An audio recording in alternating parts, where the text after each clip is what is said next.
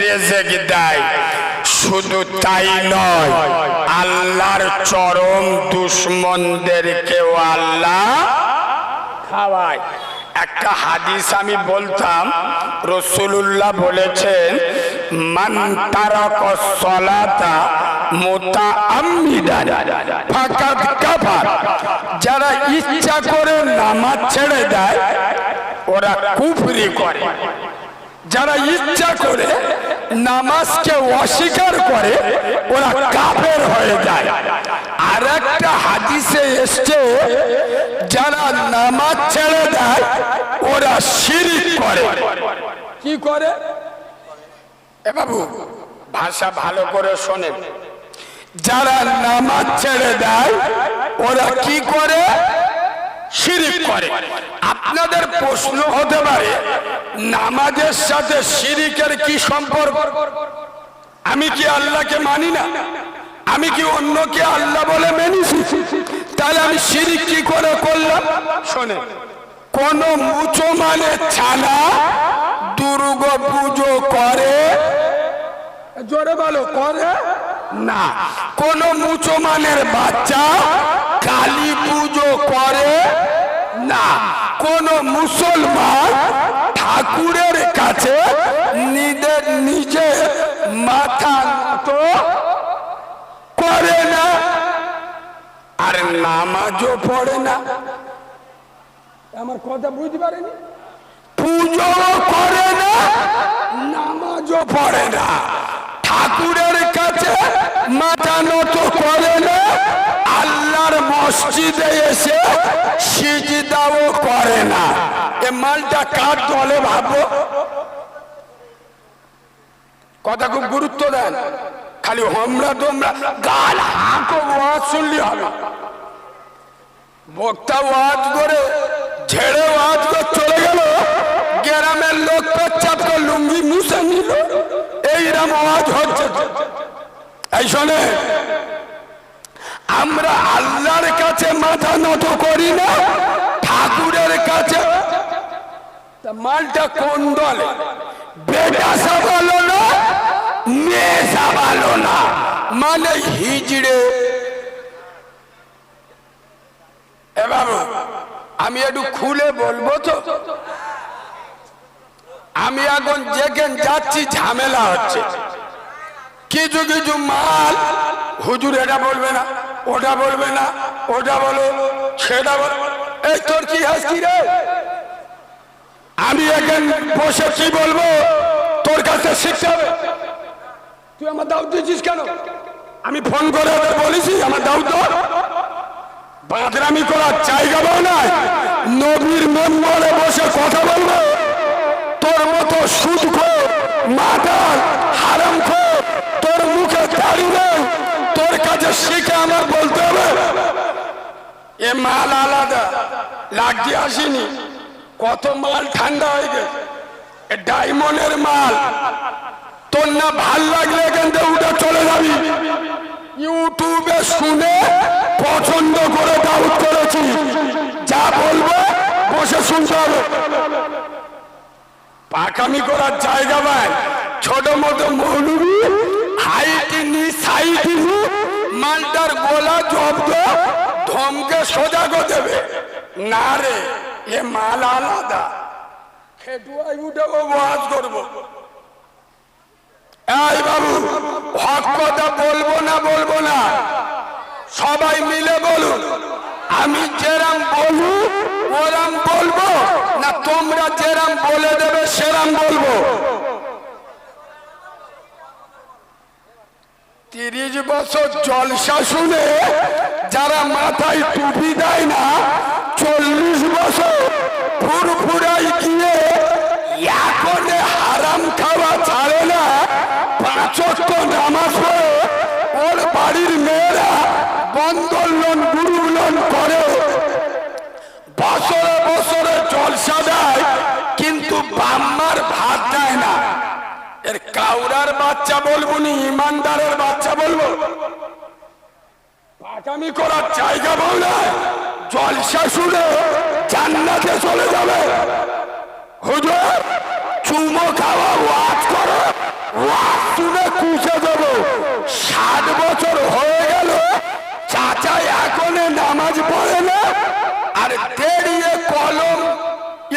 ইজ্জত করা ছাড়ে না। এর কি চিডিংবাজের বাচ্চা বলবো, ইমানদারের বাচ্চা বলবো? আবার বললি এদের রাগ হয়, সেন্টিমেন্টে লাগে।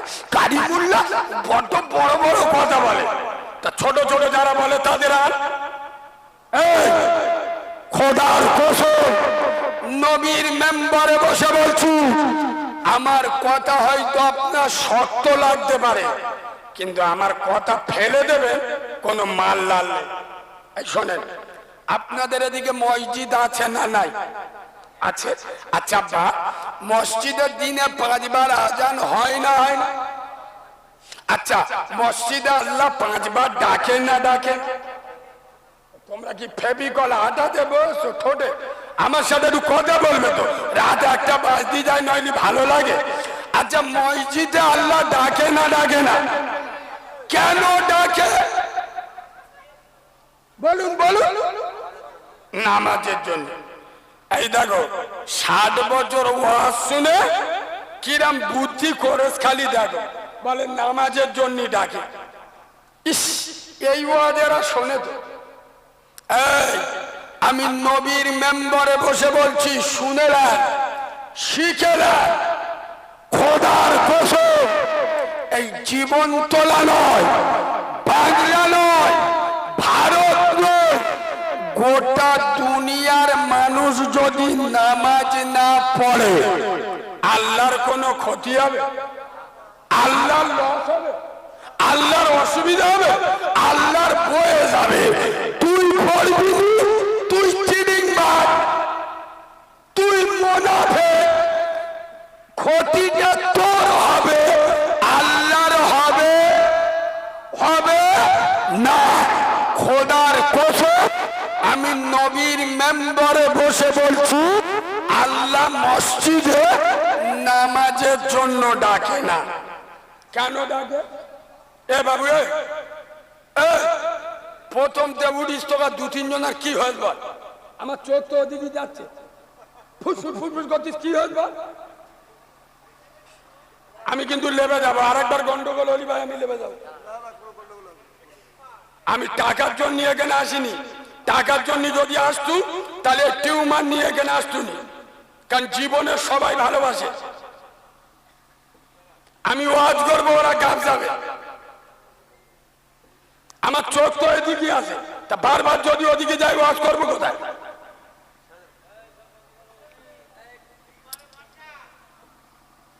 শোনেন, আল্লাহ নামাজের জন্য ডাকে না, তাহলে আল্লাহ ডাকে কেন? ভালো করে শুনে রাখ। আচ্ছা বা আমরা প্রত্যেকে জান্নাতে যেতে চাই না চাই না? হাই হাই, আল্লাহ যেন সকলকে কবুল করে, আল্লাহুম্মা আমিন বলো। জান্নাতে যেতে গেলে এখানে যারা আলেম উলামা বসে আছে জিজ্ঞেস করে, জান্নাতের কিন্তু দরজা আছে। কি আছে? ওই দরজায় তালা দেওয়া আছে। আচ্ছা বলুন, জান্নাতীরা যখন জান্নাতে যাবে দরজা ভেঙে জান্নাতে যাবে না দরজা খুলে জান্নাতে যাবে? দরজা খুলে যেতে হবে। আর দরজা খুলতে গেলে জান্নাতে তো তালা দেওয়া আছে, চাবিটা পাবো কোথায়? খোদার কসম আজ থেকে 1500 বছর পূর্বে আব্দুল্লাহর বাটা পৃথিবীর সব থেকে বড় সত্য সাংবাদিক নবী মুহাম্মদ সাল্লাল্লাহু আলাইহি ওয়াসাল্লাম বলেছে, আসসালাতুল মিফতাহুল জান্নাহ, নামাজ হলো জান্নাতে।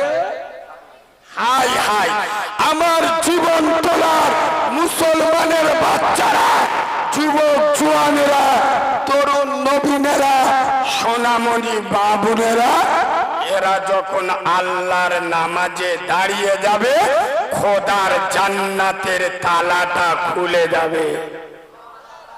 খোদার কসম আল্লাহ নামাজের জন্য ডাকে না, আল্লাহ ডাকে আসসালাতুল মিরাজুল মুমিনিন। এই খাগড়ার করি আমি আল্লাহ ডাকছি তো সারাদিন দেখি, আমার ঘরে আয় তোকে একটু দেখি। এই ছাত্র, এই চলুন আমার সঙ্গে দেখা করে যা, তোর অভাবটা বলে যা। আমি আমার মুস্তফার সাথে কথা দিয়েছি, আমার মুস্তফার উম্মতকে আমি হেফাজত করব। আমার ঘরে আমার সাথে দেখা কর, জান্নাতের চাবি আমার কাছে, জান্নাতের চাবিটা নিয়ে যা। একবার সুবহানাল্লাহ বলবেন না? আচ্ছা, আমি ওয়াজ বোঝাতে পারলাম না? নামাজ হলো জান্নাতে, জোরে বলো, চাবি। জান্নাতে যদি যেতে চাও আল্লাহর নামাজে দাঁড়িয়ে যাও, কিন্তু মুসলমানে ছানারা সব জায়গায় যাবে, মসজিদে নামাজ পড়ে কি হবে? বাপ মরে গিয়ে এরে গরু চিৎপাত হয়ে শুয়ে আছে, 40টা মাদ্রাসার ছেলে ডেকেছে, মাথার দ্বারে কোরআন পড়, আমার বাপ ফেরেশতাকে পোয়ায় লাথি মেরে শুটকো জান্নাতে ঢুকে যাবে। ওই এড়ে গরু জীবনে এক কথা কোরআন শেখে, ওই এড়ে গরু জীবনে কোরআন এক লাইন পড়তে শেখে, জীবনে মসজিদ কোন দিকে থাকে, ঈদের নামাজ ছাড়া নামাজ পড়ে, এরা মিলাদ করে বাপের জান্নাতে দেবে।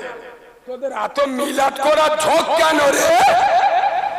এই বাবু, মিলাদ জান্নাতে দেওয়া যায়?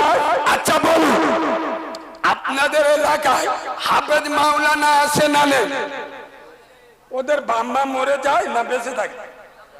হাফেজ মাওলানা বাম্মা মরে না? ওরা কটা মিলাদ করে কই দেখবে? এদের আর কোন ভাষায় বলবো? মা মরে গেছে, বাপ মরে গেছে, যদি মিলাদ করলি জান্নাতে যায়। আমি কারিমুল্লাহ, আমার তো নিজের মা মরে গেছে, আমি যেদিন হয়েছি আমার মা সেদিন মরে গেছে, তাই তো প্রতি সপ্তাহে মিলাদ দেব, কারণ মিলাদ দিলি বাপ জান্নাতে যাবে, মা জান্নাতে যাবে। বাদরামি করার জায়গা পাওনি? বাদরের বাচ্চা, হারাম খোরের বাচ্চা, হারাম খাওয়াটা আগে ছাড়তো, আগে হারাম খাওয়া ছাড়, আর মসজিদে যা, নামাজের পাতি বসে তুই নিজে আল্লাহর কাছে বল। পাকামি করার জায়গা পায়? বুদ্ধিমান তো সে বাপকে নামাজি করে কবর পর্যন্ত পৌঁছে দিয়েছে, যে বুদ্ধিমান তো সে খোদার ঘরে বসে নিজের প্রসবিনী মায়ের জন্য হাত তুলেছে। যে তুমি কে? তুমি তো সিডিং ভাই, মুনাফিক। 55 বছর বয়স, চাচা সৌর বাড়ি যাবে, দাড়িটা কুকুরের মতো চাষতেস, চেঁচে আবার বোধ দেখাচ্ছে, এ ছোট না কিরম লাগছে, যার দিন কিরম লাগতেছে, এ হ্যাঁ না, আরে হ্যাঁ না, মানে 55 বয়সে মাল ফের গোড়াইতে জন হবে। এই তো আমার পাশে হুজুর বসে আছে, জিজ্ঞেস করো খোদার কসম, আব্দুল্লাহর বেলা বলে যাচ্ছে, বিশ্ব নবী বলে যাচ্ছে, যারা দাড়ি চাচলো ওরা আমার গলায় ছুরি চালালো। যে জাতি নবীর গলায় ছুরি চালায়, এদের মাথার উপরে শুভেন্দু অধিকারী আসবে না? এদের মাথার উপরে ওই উত্তরপ্রদেশে বাড়ি, কি নাম, ভোগী না কি নাম,